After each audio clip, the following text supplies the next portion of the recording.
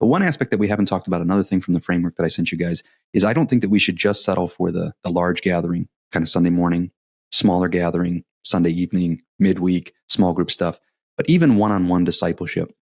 I don't know that it's the responsibility of the pastor to meet with every single individual, but I do think that there should be some sort of a mechanism for the leadership and the teaching to really invest in maybe guys like Greg, who are, more active than average, those who would actually preach and teach.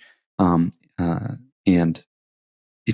that is something that I see lacking in a lot of places, that there's not a lot of, there are many that would not, busy pastor schedules can get very busy. That they just say, well, I just don't have the time to meet with somebody. We don't have the elders. They don't have the time to meet with somebody. And so we kind of push people off into seminaries or seminars or other kind of parachurch training things. But I do think that a healthy church will have some mechanism for really doing really granular, one-on-one, Paul to Timothy type of one-on-one discipleship. And I think, I might go through the Bible with the whole congregation if they stick with me over 5 decades. I'll go through it in 2 years in our midweek thing, especially with the new program that we're going to be rolling out pretty soon. But with like an individual, I might do like what you were describing, Eric, where I've got like one person or you had a group of 7 or 8. We're going to read through the Bible together. We're going to talk about these things. Maybe we will talk about the very particular issues, the struggles you've got going on. Just again, some might call it counseling, but I'm talking about like intensive discipleship. Similar to Greg, you and I, you've mentioned this mentoring program, some of the things that we've done. We've read a lot of books together. We've studied. We've gone through the Bible, together at a more rapid pace. Those kinds of things. And so, do you guys think that this is necessary? Do you think this is something that a healthy church would have, kind of at least some sort of mechanism for that? Not that every person has to meet one-on-one with the pastor, but certainly some people are willing. And I know early on in my Christian walk, I wanted to spend some time with the pastor. That wasn't an option. And so I needed to go to seminary. I needed to go to seminars. I needed to spend time on the internet forums. I kind of needed to seek that out on my own, apart from our local church context. Yeah, this is probably the area of my Christian walk that I have been most frustrated the longest period of time. What I see as a failure of the men and women, the older generations, the mature Christians, it doesn't necessarily mean someone who is old, a lack of mentorship, a lack of discipleship. I bet you I could count on 2 fingers the men who have taken time to invest in my development, and very, very appreciative for both of those. And but it's just not happening. At least in my experience, it's just not happening. And now there's lots of places you can lay the blame. You could say, oh, there aren't many men who want that. Okay. And again, I'm speaking of men because it's just my context. So, you could say no one's hungry for it. Okay. That's a true thing, but there's no one doing it. And, you say, I heard you say a mechanism, and now I know you're not talking about another program, but maybe people hear when you say mechanism, they think, oh, we need to have, the 7 steps to become a mature Christian. I know that's not what you're saying. So I want to make sure it's clear that everyone knows that's not what you're saying. Well, you hear funny, so you read funny too. So, yeah, you threw me off, darn it. I'm sorry. Yeah. So I want to, no, it's not your fault. So I want to make sure that everybody knows that that's clear, that we aren't talking about a program. We're talking about mature Christians investing in the lives of less mature Christians to bring them to maturity. Now, does that mean that every man's going to become a pastor? No, it doesn't mean that. Does it mean Heaven that? Forbid. Yeah. Heaven forbid. Does it mean that every young man will become an elder qualified man? Absolutely. You go read those qualifications for elder found in Timothy and Titus, and tell me, you parents, tell me which of those you wouldn't want for your sons. Read what it means to be a godly woman, and parents, tell me which of those you wouldn't want for your daughters. And so we've fallen into some sort of weird trap that we think if you sit here long enough, this is just going to become true of you. That's nonsense. It's not true. You could tell it's not true because it's not happening. And so, man, we've been given so much, and And in my experience anyways, we're making so little of it, and it just drives me to frustration. Amen. Yeah. I have made it a point in my ministry to meet one-on-one with people quite often. And there was a point when I was doing that. I mean, a lot, like every week, or close to. I mean, because we have Sunday morning, we have Wednesday night, but I mean, we have a men's discipleship group.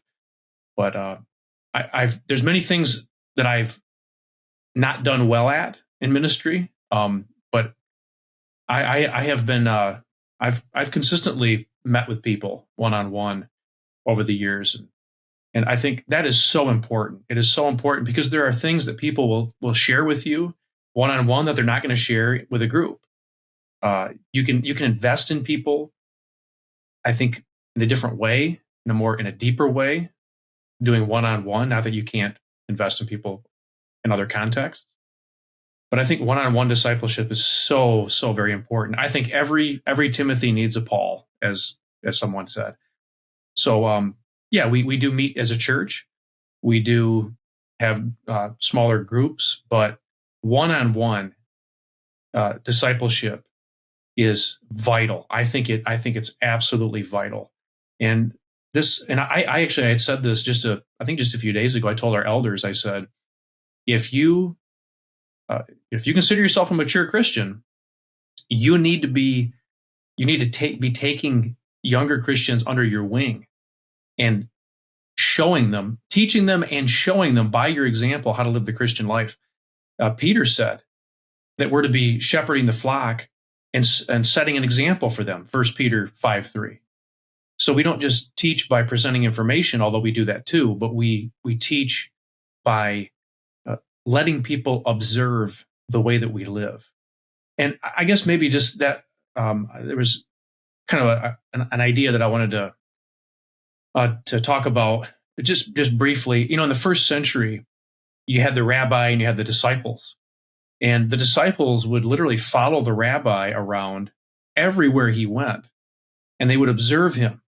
And they would learn, how he treated the poor, how he, interacted with people, how he engaged his enemies, things like that. And they would watch him in order to imitate him. Discipleship is about imitation, among other things.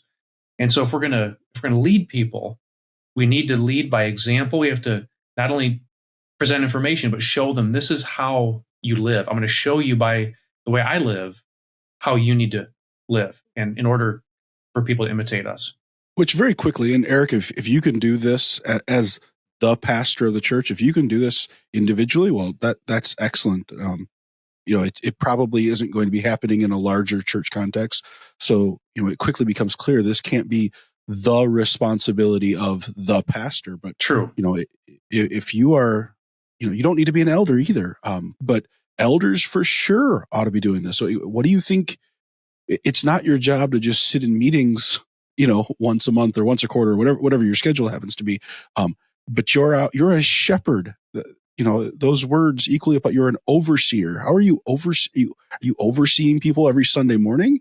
Are you shepherding them only Sunday morning?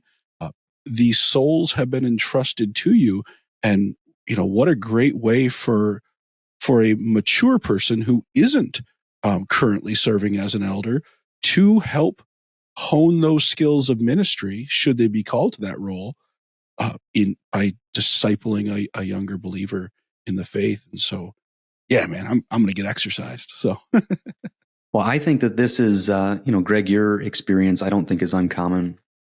I think that this is probably the area that in the framework that I am presenting, that I've seen the biggest lack in the local church. I've seen it in my own life. I've seen it with other pastors that I've talked to. And Eric, I commend you for your willingness to do it, because this is the area that is potentially the messiest, requires the greatest time commitment. The joke that, pastors only work for 30 minutes on Sunday, right? Well, of course, people, I think, realize, well, you probably are at least spending a few minutes, preparing your sermon or something. But what a 30 minutes. But if you're going to, that's right. But, if we're going to like, I think that one of my biggest responsibilities is not that Sunday morning or even the midweek, but is that individualized thing. I think that that's kind of the area where I can make the biggest impact, because the amount of hours that I've spent with some certain individuals, I've seen it make, huge changes in their walk with the Lord and in their understanding of Scripture. And it's messy. And Greg, I appreciate that you know me pretty well. I'm not a programmatic guy. No, I know you're not. I think that some other people, they might have a program. Okay, here is my discipleship program, and I want to take you through this book, and I want to take you through this thing, and we're going to talk about evangelism and prayer and service. And I think it's a good place to start. Sure. Start there. But as you develop a relationship, guess what? It probably isn't going to end there. Yeah. And so, you and I have a leadership training program that I developed that's kind of like seminary light. It's basically 2 years if you take it at an aggressive pace. But that can be chunked off, and we could do it. We don't need to do 2 classes at a time. We could do 1 class at a time, which, I can modify it with people. I've got a small group of guys that I'm teaching New Testament Greek to now. There's 4 of us together, and we're just, we meet once a week, and that's what we do. And so in my life, I've got different plates spinning all the time, and it's messy, and it's largely inconvenient, because most of the time you got to meet with people outside of their work schedule. So, you're keeping different kinds of hours. And I do have the normal responsibilities. Eric, pastors, all jokes aside, and what a fabulous 30 minutes it is on Sunday morning, but there are other responsibilities. There are things that we have to do. And all the time. So I understand why this one is lacking, because it takes a lot. It takes a lot of extra effort. I'm compelled. And I think part of it, Greg, is because of my experience when I was on kind of your end of it, how frustrated I was that people weren't willing to do this for me, that I had to go and kind of seek it out. I literally had to pay people to teach me at seminary instead of having, the pastor that I was in life with. And I love those men. I still do. I'm so thankful for, the way that they ministered to me in the larger group setting, and even in the smaller group setting. I really, really long for that one-on-one. And so I have a willingness and a commitment that if someone wants to spend that time with me, I want to spend it with them. Yeah. And I think that a leadership group, elders, and they should have that. And even if you're not elders, but you're just a more mature Christian, we should have that same passion. And I know that sometimes Christians look at me and go, well, I have a passion that you don't have. I agree with that. So I'm not saying that my passion is more important than anybody else's. We're talking about teaching. In my opinion, the majority of people who would love that one-on-one shepherding that don't receive it is heartbreaking to me. Many of the people that I've actually spent time with, it's largely because their pastor at their local church won't. And so I spend a lot of this time, a lot of the meetings I have are actually with people from other local churches, because I'm willing to spend the time that their pastor isn't. Again, that's not a shot at anybody. I know that those pastors are probably better at a lot of things that I'm not that good at. But this is one thing that I've at least seen a lot of fruit from my willingness to do that. And usually other people get to eat it, because they don't usually end up sticking around and serving as an elder in our local church or becoming a pastoral candidate for us, which kind of bums me out a little bit. But because I'm not so focused on our local church, I am fairly broadly kingdom minded. I'm good with that. I'm still willing to make that commitment. Hey, thanks for watching this clip of the Exalted Christ One Accord podcast. If you like what you've seen here, click here to catch the full episode. And don't forget to subscribe so you won't miss any of our future content.